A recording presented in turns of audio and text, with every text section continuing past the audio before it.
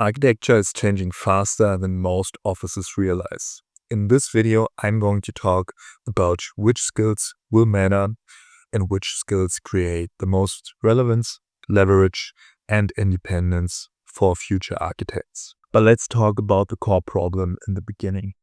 Most architects are trained for a world that no longer exists. Traditional skills are still useful, but not sufficient. The gap is growing between what architects can do and what the market actually rewards. This is not a talent problem.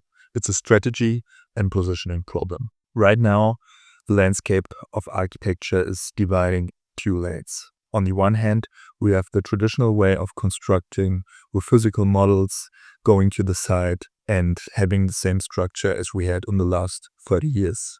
On the other hand, we have offices and businesses using the digital momentum and integrating the new way of working with AI workflows and robotics when it comes to construction, digital twins, and realizing the project in a far more efficient way. The traditional way is still limited to the static version of the physical building. When it comes to the new way of planning, organizing, and building the architecture for the future, we have 3 new bubbles considering robotics, data, and AI integration into the whole workflow of architecture. If we look back on the traditional way of doing architecture in the last 100 years, the architect was the main source of the first idea, developing the first concept, the first drawing, and then checking. As you can see on this slide, the role of the modern architect is shifting from drawing to deciding, from executing to structuring. Value is moving upstream into thinking, into systems, into decision making. With new tools, the architect is no longer the main character when it comes to generating ideas. As you can see here, the traditional workflow of generating an idea, drawing the first concept, checking it, redrawing it, and getting the second one is no longer efficient. With the new age, we are entering a stage where we can generate over 100 ideas in minutes, where we can use generative workflows in design, in feasibility analysis, and in prompt engineering. The architect becomes far more than the idea generator. The architect is becoming the orchestrator, and the value is moving upstream into thinking, into systems, into decision making. The pure foundational skill is not as relevant as the holistic context and the experienced judgment of the architect. With AI as the co-pilot for your ideas, for the feasibility, for the whole engineering process, you will become far more than just the floor plan designer. You will become the main orchestrator of the whole building in the beginning stage of the process. When it comes to computational intelligence, it's not just about learning new AI tools. It's about working with computational systems. The new key abilities will be prompting with intent, evaluating outputs, and iterating intelligently. AI is not replacing architects, it's replacing unstructured thinking. Architects who can frame problems, guide systems, will have massive leverage in the new age of architecture. Let's figure out what this actually looks like in practice. Using AI for concept exploration, option comparison, early decision support.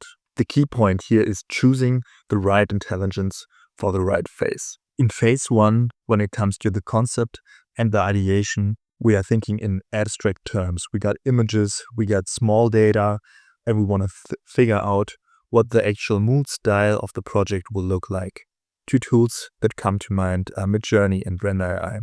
They can easily test from sketch to render, from prompt to image, or from image to video, the first idea, and generate the first atmosphere and concept for the client. As we get more data and more proficient in the design stage, we can go to phase 2, the feasibility and the massing of the project. Here you can use Autodesk Forma for environmental studies with wind and sun, or you can do the first test fit where you separate the new zones, get the parking positions right, and get the first unit mix for your client. In phase 3, we want to generate our first plans and get the right documents for the client about the project.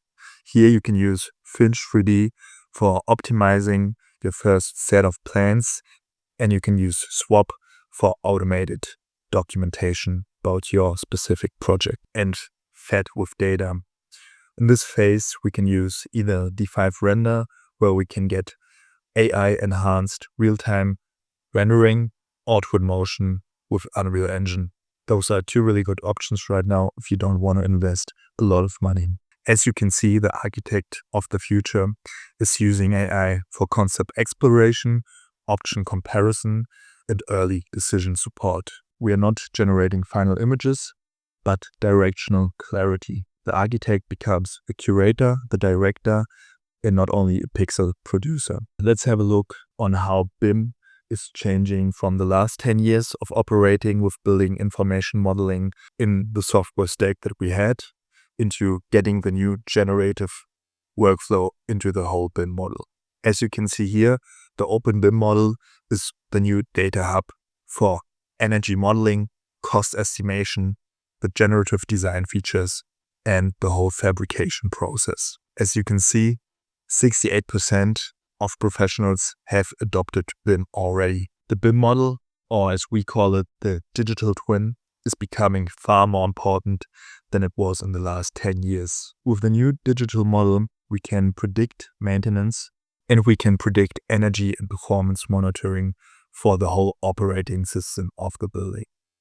Rather than designing a plan set for the physical asset, we are designing an operating system for our digital twin and the new building concept. The underlying strategy right here is to predict the behavior from design to end life stage of the building, so we can deliver a full-scale project that's not only here for just 10 to 50 years, but for a whole lifetime and can be reused in other cases. All right, let's look at skill layer 2. Sustainability is no longer a checkbox. It's becoming a core of architectural intelligence. Valuable skills include lifecycle thinking, carbon logic, and system trade-offs. The future architects understand consequences, not just forms. We are entering a stage where net zero is the new baseline. It's not the premium. Organizing, planning, and ideating with embodied carbon and operational carbon on the construction to get the total footprint of the whole project will become a new big wave of architecture skill sets that we have to adopt and integrate into our workflows. As you can see here, the world is moving into a state of climate neutral economy. So this means we have to gather the data that we had from the last 100 years into more efficient and sustainable models for the construction and architecture process. Right now, this skill set is quite underrated. Many architects treat ecology as compliance, but in reality, it's a strategic layer. Clients, cities, and developers need clear guidance and core role models when it comes to building carbon-smart buildings. Architects who can explain why something matters become far more valuable than those who just deliver drawings. Let's talk about the last skill layer, number 3, which is actually the most interesting one, the human strategy. This is the biggest gap in architectural education. Understanding value creation, positioning, and leverage. Architecture is no longer just a service. It can be a product, it can be a system, or a platform. We as architects have to bridge the gap through mentorship, automation, and strategy in upskilling the new wave of architects. It will become a whole big new business system. Valuable architects understand how money flows and how decisions scale. The traditional way of construction will no longer work when it comes to the whole delivery system. With the new system of integrated project delivery, the architect is no longer just one part of the chain, but it is one of the most important pieces in the collaboration process of the whole project. We share the risk, but we also share the reward, and we are involved in the early contractor involvement, so we can generate not only the best idea, but we can also make the building as profitable as it gets. Making the project profitable from stage 1 will become a really valuable skill set that architects can learn, can develop, and can share with other projects. This includes pricing logic, repeatable workflows, and audience building. Not every architect needs a company, but every architect needs economic literacy. Let's have a look at the foundational skill set of the future architect. The most valuable architects in 2026 will combine computational intelligence, ecological system thinking, strategic business logic, and of course, soft skills. These skills multiply each other. Alone they are useful, together they are transformational. So what does it mean for your career? The future is not more software, more tools. It's better framing, better decisions, and better systems. Architects who adapt will gain autonomy, gain leverage, and stay relevant. Let's talk about the final reframe of the architect. Architecture is no longer just about buildings. It's about designing systems. Buildings are one output. Skills are the real asset. The question for you for 2026 is not what can you draw, but what can you design beyond drawings. So let's shape the future together. If this perspective resonates with you, subscribe for deeper breakdowns, workflows, and AI use cases. In the next videos, I'll go deeper into concrete AI workflows, the new software stacks for you as an architect, and how you can turn your skills into real assets. And by the way, if you're thinking about starting your own architectural business, but you don't know where to start, which stack to choose, and where to go, but you have a specific skill set, then you're in the perfect place. I made a free tool where you can answer 12 questions and you will get the perfect suggestion for your business model based on your skill set and based on your answers. So let's see you soon.